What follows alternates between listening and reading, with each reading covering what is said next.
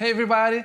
Today let's talk about intervals. Understand intervals, you change the way that you look at music and the way that you play guitar. I'm Everton Zaquini and stay with me for you to understand why it's so important to understand intervals. Alongside with rhythm, I would say that intervals is the most important thing. Once you understand it, everything will become very easy for you to visualize and for you to understand what's happening on songs. As the guitar is a very visual instrument, usually we guitar players, we get focusing on shapes and patterns. It's pretty easy, right, on the guitar that we can visualize very easily. You just use the same thing for the fretboard. But sometimes we forget to work and visualize the intervals inside of these shapes. If you master it, for you to find any chord, any scale, you'll be very quickly. And the sound, when you're listening to some songs, you can identify intervals that will be characteristic for major or minor keys or for modes, chords that can be a little bit more dissonant, like dominant chords. Everything you'll go through the intervals. So let's understand first what is an interval. This is a topic that has a lot of things to talk about. It takes time to master, but with this concept that we're going to talk about today, you'll be able to practice and in the future to understand more intervals. So let's jump into the lesson. First, what is an interval? Intervals are the distance between two notes. Let's imagine that you are in a street and this is called the interval street. Let's imagine that on this street, instead of have meters to measure the distance between the notes, we have the steps. On your street, you have from the first house to the last house, you have 6 whole steps. That's your E on string 6, okay? So let's get string 6 to make it a little bit easier. From the E, open string, to the E on fret 12, you have 6 whole steps. And between these, more 6 half steps. So you have a total of 12 half steps. If I get E and then I go fret by fret, I have 12 frets and I have 12 half steps. That's the first thing about intervals, the distance between the notes. Then you can have between one note to the other, you can measure the distance. Between E and F, you have a half step. Between E and F sharp, you have a whole step. Between E and G, you have 1.5 steps, and so on, until you get to the octave higher, which is E here, where you have 6 whole steps. After we know that we can measure the distance between the intervals, we can put numbers, we can classify them. So let's think now about C. You have C. So you have the first note, because you have the C major scale, which is C, D, E, F, G, A, B. We have C as your 1, then D as your 2, E3, F4, G5, A6, and B7. We can have the numbers.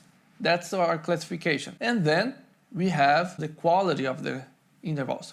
If the interval is major, if it's minor, if it's perfect, if it's augmented, or if it's diminished. We have different quality for the intervals. Let's get an example here again on E. Because I have the open string, it's quite easier to visualize. I have E, and then I have F. Between E and F, it's a second, because you have E the first, and you have F the second. But because it's just half step from each other, I have a minor second. Between E and F sharp, now I have a major second. Between E and G, we have G, our third, okay? So I have E, F, G. So this is, because it's 1.5 steps away from each other, I have a minor third. If I move to G sharp, then I have a major third, and so on. For every degree of the scale, you have the intervals. So this is just a quick review about intervals. So we have the distance between the notes, then what's the number of the intervals, and the quality. Then you have the types of intervals, harmonic intervals and melodic intervals. Harmonic intervals, when you play 2 notes together. When I have E, for example, and the B here. This power chord, I have a root note, the 1, and I have the 5th, E and B. Or I can have melodic. I can play separately the notes. I have E and B.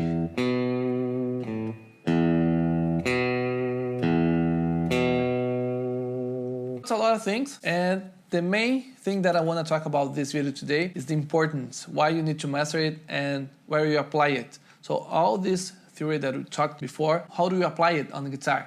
The idea is that you can use it and you can listen to a song and identify it. And I have some tips for you to practice the intervals. Now let's go deeper inside of intervals. When you master intervals, the nice thing about mastering intervals is that you'll be able to find any chord, any scale that you want and give the intention that you want, some specific sound when you're playing. Let's start visualizing the intervals on chords. Here's a C major chord, right? If you know the chords, you have memorized the shapes, usually we do the C minor chord here. But actually we can do C minor right here. If you know the intervals, we know that on my finger to here, this is an E, the major third of C. If I move this major third half step below here, I have a C minor. C major, C minor, same region.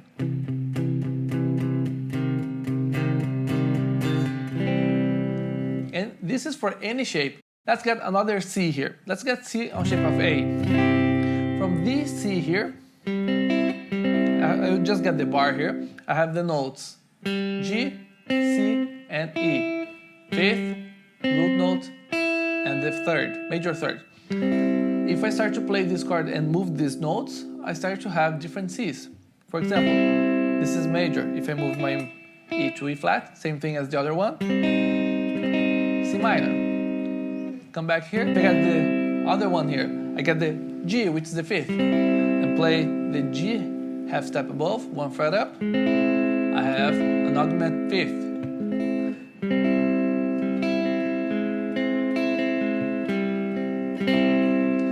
If I have the root note and I move half step below here, I have a major seventh.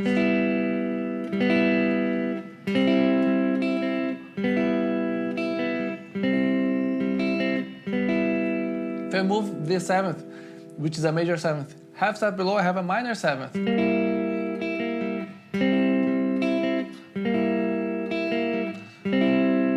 Major seventh, minor seventh. Several songs we have this sound. You can have major chords with the major seventh, minor chords with the major seventh, with the minor seventh, minor, major seventh, minor with minor seventh. Just moving one note. If you know the intervals inside of the shape, you can find any chord. That's the first thing that is really important, intervals. You can get chords, apply the functions or different sounds. Next step, let's visualize the intervals in a scale. Let's use C major scale. C major scale is this one here. And major scale, you're going to have the intervals in sequence. 1, 2, 3, 4, 5, 6, 7. I have 1, 2, 3, 4, 5, 6, 7. And then 8, the octave. When you think the scale as numbers, it's pretty good because when you move one of the notes, then you change the interval and you have a different scale. On the major scale, as you have 1, 2, 3, 4, 5, 6, 7, it means that the intervals will be or major or perfect. Between C and D, it's a major second, C and E, a major third. When you have C and F, we have a perfect fourth. C and G, perfect fifth. C and A, I have a major sixth. C and B, major seventh. And between C and C, an octave. And then we start to move the notes, we start to have a different scale. For example, this is my major scale. If I move the third, instead of the major third, I play the minor third, I will have the C minor because it's a minor third, and that's the melodic minor scale, that's C minor. And instead I will play 1, 2, 3, 4, 5, 6, 7, I will play 1, 2, flat 3, 4, 5, 6, 7.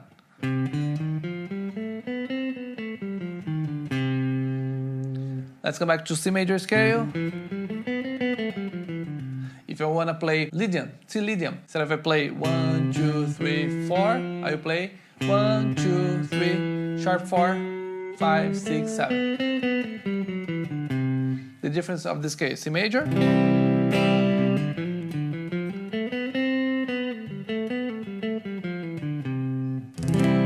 C Lydian,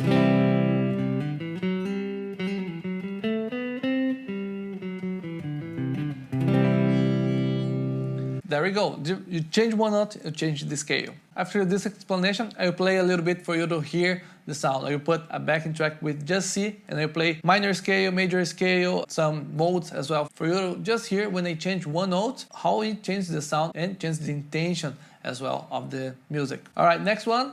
If you want to play a minor scale, the C minor natural scale, that we play 1, 2, 3, 4, 5, 6, 7, we're going to play 1, 2, flat 3, 4, 5, flat 6, flat 7, and 8.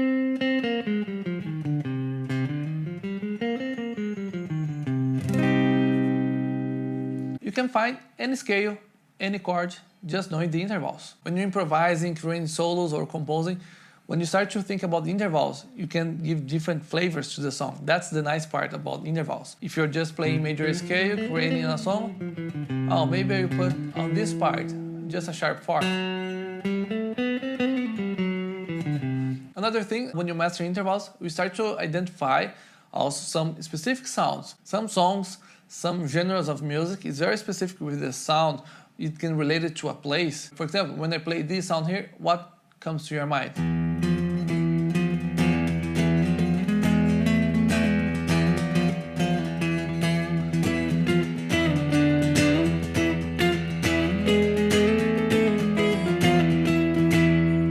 What reminds you this sound? So it's very characteristic because of one scale. Or this sound, what reminds you this sound?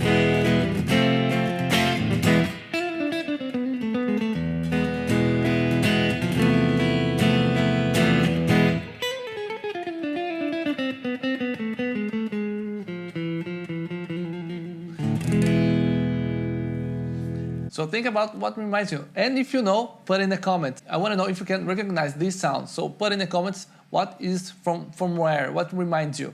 Another one, here.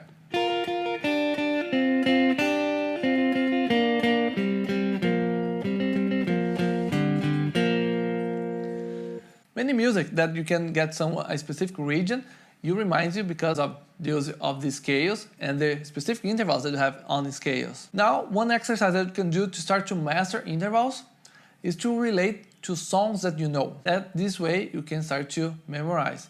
Because one note can be different intervals. Quickly example here, if I have a C here, that's my melody. I just have a C as a melody. C. So this is a root note.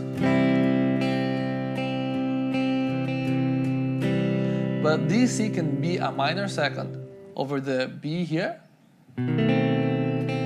over this chord. This is a minor second.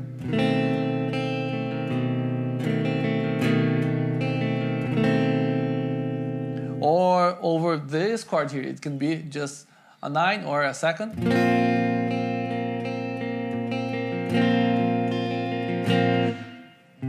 C as a root, as a minor second, as a 9. It can be a minor third. It can be any interval.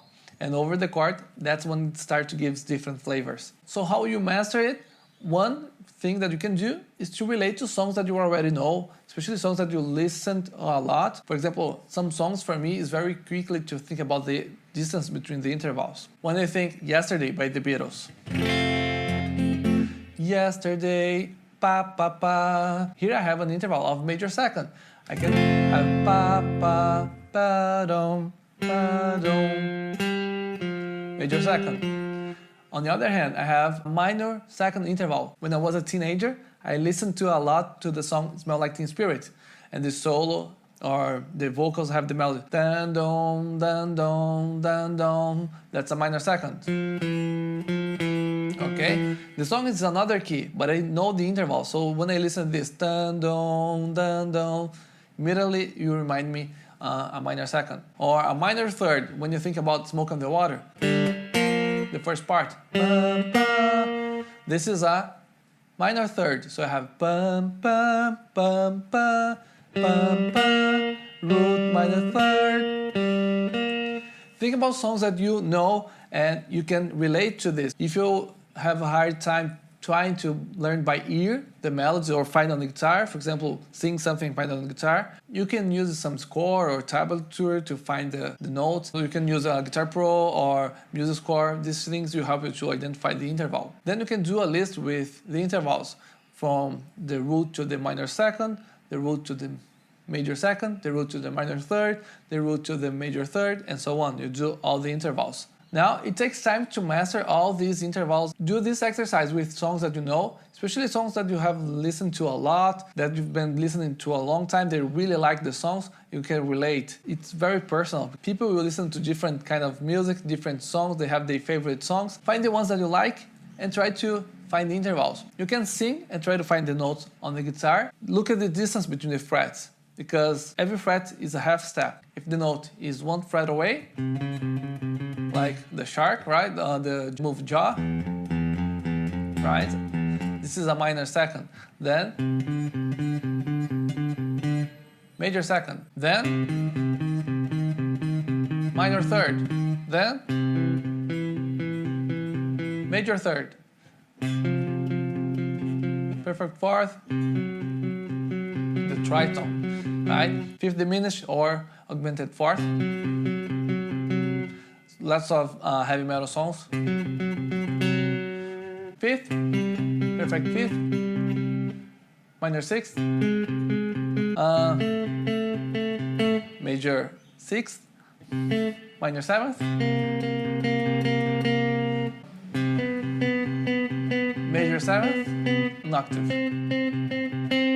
When you start to learn intervals, it's gonna be a lot of things, but this is fundamental. Alright? Now, if you like this lesson, remember to give your like, because this way this video will reach more people. It's important to spread these lessons. If you want to support the channel, your subscription also is really important, and ring the bell. I'm posting lessons every weekend, so don't miss the lessons. Ring the bell and put in a comment. I want to hear your feedback. This way I can improve the videos. Now I will play to show you how I change the scales. I will just use a few ones that you can feel how it changes the sound when I change the scale. Check it out and get your guitar and have fun practicing. Thanks for watching. See you next time.